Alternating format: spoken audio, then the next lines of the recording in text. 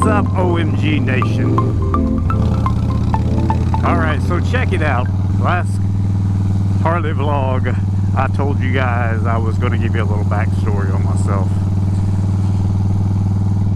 I had to check, see if my cell phone was there. This thing broke on me today, so I guess I got to get me a new one of these phone holders.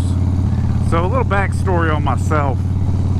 I was a professional wrestler for about 15 years. A few of those years I wrestled with TNA Wrestling, which is Impact Wrestling, TNA Impact. I did some pay-per-views, a bunch of house shows.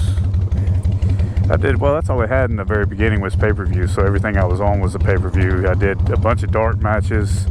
I was what they call in the wrestling world, professional wrestling world, a curtain jerker, which was a little step above a jobber, which, you know, sometimes I job too, which I was okay with all of that. I just wanted to be a part of it. If you're unfamiliar what a jobber is, it's somebody that goes out and takes a good old butt whooping. And I was excellent at going out and taking a great butt whooping and making the other opponent in the ring look like he was killing me. But I did that for a few years. I did some stuff with I don't even know what these shows were. They weren't really house shows with WWE. They were these little sideshow things that they were running. I don't know. I did a few of those, you know, nothing further than a one-night deal. Here, you come wrestle tonight, we're going to pay you. So I guess they were like a nightly contract deal, but it wasn't really even a contract deal. It was, hey, show up, sign this piece of paper, and you'll get paid. And go out there and make our guys look good. And again, I was thrilled to death to be a part of all that too. I had a major knee injury that ended up derailing my professional wrestling career right when I felt like it was truly taking off, and all of my hard work and all of my blood, sweat, tears, and effort and analyzing matches and crowds and how to work specific reactions through my matches with the crowd, when all of that was finally coming together, you know, is when I blew my knee out and I trashed it pretty bad and put it into my career. But I tell you what, for the longest time, I didn't believe in myself. I wasn't that good at what I was doing. I'm kind of one of those guys that my work ethic will outweigh my limited amount of talent.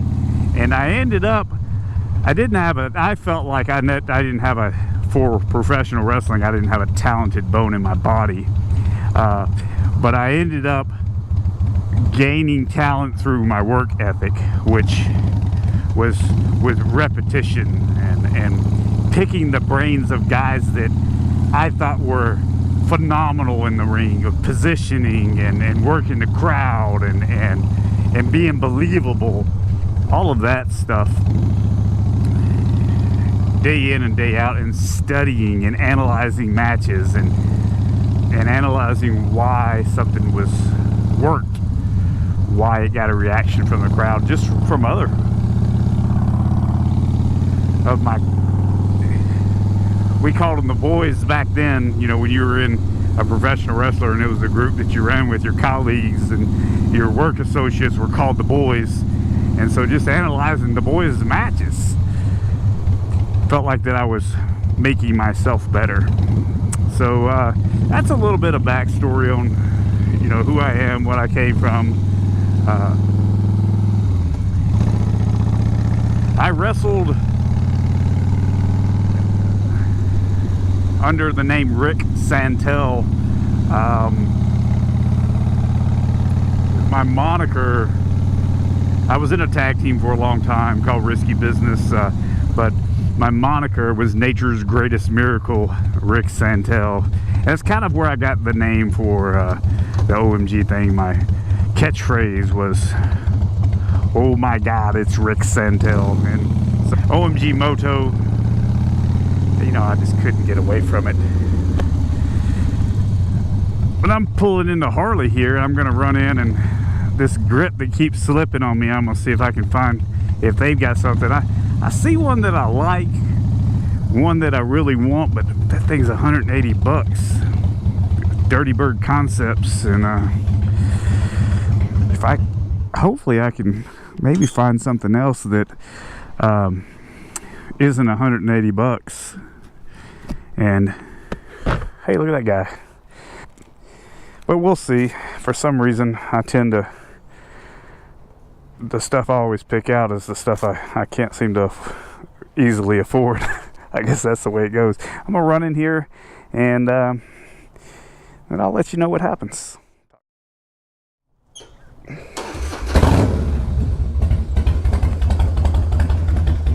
But I thought throwing some chrome in the mix up here, leaving this housing black, kind of like what I did with this, let the housing black, but I put a chrome cap up there. Then maybe put some chrome caps right here. And I got to replace this grip because it keeps slipping. So I just got to decide if I want the real expensive ones or if I want to go a cheaper route. I should probably just go the cheaper route. But I tell you, I'll have some good stories, some good road stories if people are interested in that. Just let me know down in the comments if that's something you'd like to hear, some good old road stories. I wrestled with a lot of guys that were a lot more famous than I could ever dream of being.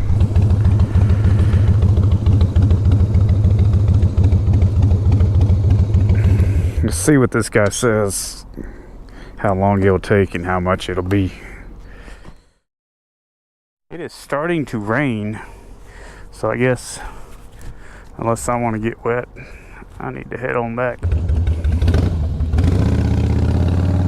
Well, I believe that guy could probably do a great job, but in order to get a zipper sewn into this vest, his price was going to be about $10 more than the vest actually cost me, so I'll stick with the buttons. So I'll tell you a quick story, a quick wrestling story about my old tag partner. He went by the name Chris Vaughn, Livewire Chris Vaughn. Great dude. I mean, always on the straight and narrow. This is important. Never had a sip of alcohol in his life. And every time we would go to another town to wrestle a show, most of the time I would drive. And I mainly did that because if I was driving, I know I'm not going to fall asleep at the wheel, and I know we're not going to crash. And I used to hear stories of guys that would fall asleep, run off the road. And I saw some people as we were traveling, just, you know, we're on this interstate and cars would just shoot off the road and they'd go into the ditch. Well, I knew that if I was driving, no matter what, I was not falling asleep. If I got to the point where I felt like I was going to fall asleep, we would pull over and sleep on the side of the road. Chris would always, every time he would drive, we would get pulled over because he was the worst driver in the world. I remember this one time, I can't even remember where we were going. All I know is I was asleep. I hear Chris having a conversation with someone. The guy's talking to him, and I hear him say, "Is your passenger okay?" And that kind of really woke me up, and I opened my eyes and I looked, there's a state trooper, whatever state we're in. And I instantly busted out laughing. I mean, I just start laughing, and he was not amused by me laughing.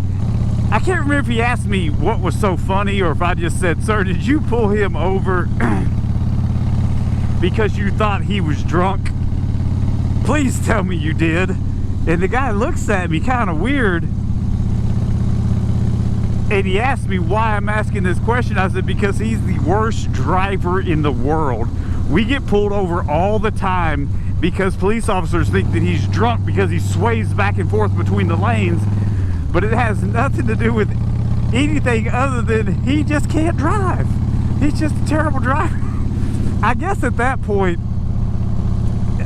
the police, you know, I know that they're trained to kind of be able to tell if somebody's telling the truth or not. And I guess at that point, he realized that I wasn't messing with him. I wasn't lying to him. I was telling him the truth.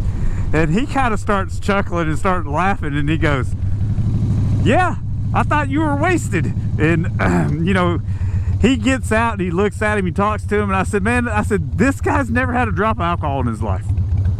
And so he kind of laughs. He said, well, I'm going to run back here and I'm going to check you boys. And as long as you guys, you know, whatever they say, as long as you guys don't have any warrants, you're good. So he comes back up. Well, he ends up not even ticketing us. He just says, maybe you should drive to me. And I said, absolutely. We end up switching and I end up driving. But it was hysterical. We would go somewhere. We were somewhere in Florida, and hold on, I want to think. It was not Ocala. Somewhere outside of Ocala. It may have been Ocala. But anyways, we rent a Cadillac Eldorado. So we're in this fancy Cadillac Eldorado. We're rolling down the road, and Vaughn says, hey, I want to drive. So I want to drive the Cadillac for a little bit. And I was like, all right, dude, just please pay attention, okay? Yeah. All right. We pull over. He gets in. He starts to drive. I want to say we were 2 red lights down the road. Whoop, whoop, whoop, whoop. I was like, ah! I just start laughing. We get pulled over. And I didn't say a word this time. Sir, have you been drinking? Are you under the influence of anything? And I'm sitting there trying to just not crack up laughing. Man, because, you know, and I can understand that when they pull somebody over that they suspect of maybe being under the influence of something, that they're not going to be in the best mood because you're endangering a lot of folks. So he didn't seem happy. And he's just like, no, he said, well, what were you doing? He said, nothing, sir, I was just driving. And I'm just kind of sitting there. And then he asked me a couple of questions, and I didn't even bother telling him the whole story. I just wanted to watch it play out. He ended up making us sit for a little while. He's back there checking everything. And what are you guys doing? What are you here for? We played about 20 questions. Thunder roll. We played about 20 questions with him, 20 answers. Then finally, he didn't give us the ticket either. He just said, well, I don't know if you're tired or what. He said, no, we're not. You know, we're actually headed to the gym or whatever we were headed. I can't remember if we were headed to the venue or to the gym. And, well, just pay attention and try to stay between the lines. Oh, it was great. But anyways, I hope you guys enjoyed this video, and I appreciate, really truly do, I appreciate you guys watching and listening to me ramble on. If you like this video, or if you'd like to hear me, I mean, if you even want to hear some old wrestling stories, let me know. Just put it in the comments, and you know, I'll tell one every now and then if that's something you like to hear. Hold on a second, I'm gonna pull over here, check my glove. If that's something you like to hear, well, like this video, subscribe.